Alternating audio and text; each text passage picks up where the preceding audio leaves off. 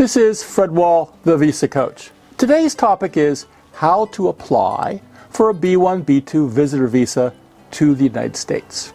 If you're planning a temporary trip to the United States for tourism, visiting family or friends, medical treatment, or certain business activities, well, you may need a B1, B2 visitor visa.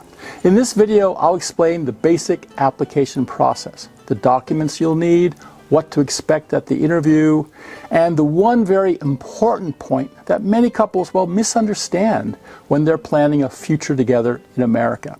So let's start. Step 1. Determine whether you need a visa. Before applying, check whether your country participates in the visa waiver program.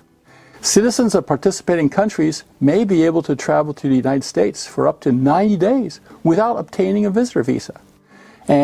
But if your country is not part of that program, then you'll need to apply for the B1, B2 visitor visa. Step number 2, complete the online form DS-160. The first official step is completing the online form DS-160.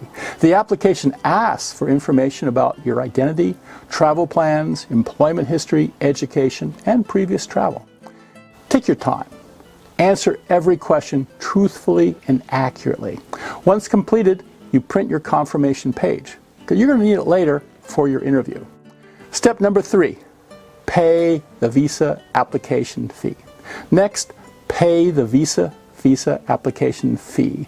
And this fee is currently $185 US, although payment methods vary depending on country where you apply. Keep your payment receipt, and you'll usually need it when you schedule your interview and at the interview. Step number 4, schedule the interview.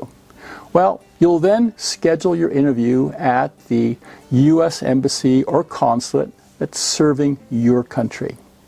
Appointment availability, well, varies greatly. Some locations have appointments available within days. Yay! But others may have waiting periods of several months or longer. If your travel plans are time sensitive, well, apply as early as possible. Step number 5, prepare yourself for the interview.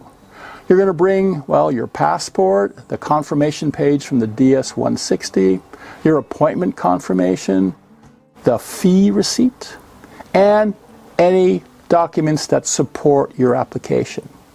You may also wish to bring evidence demonstrating that you have strong ties to your home country. This helps them believe you're going for a temporary visit. Examples include employment, business ownership, family responsibilities, property ownership, or ongoing education. The consular officer wants to be satisfied that you'll return home after your temporary visit. Step number 6, well, the interview. During the interview, the counselor may ask questions such as, why are you traveling to the United States? How long do you plan to stay? Who's paying for your trip?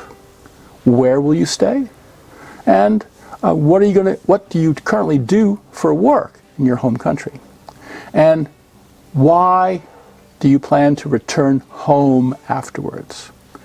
All questions honestly and directly. And usually short, truthful answers are the best approach. Step number 7, well, you're standing by for the decision. After your interview, your application may be approved or denied, or placed into administrative processing for additional review. If approved, your visa will be placed into your passport, and you'll get your passport back right away. Always verify when you do have your passport that the information printed on your visa is correct before leaving the embassy or consulate or before booking any flights. An important, well, warning for couples. I'd like to address a common misunderstanding. Many couples, well, wrongly believe that they can use a visitor visa as the first step towards immigrating to the United States.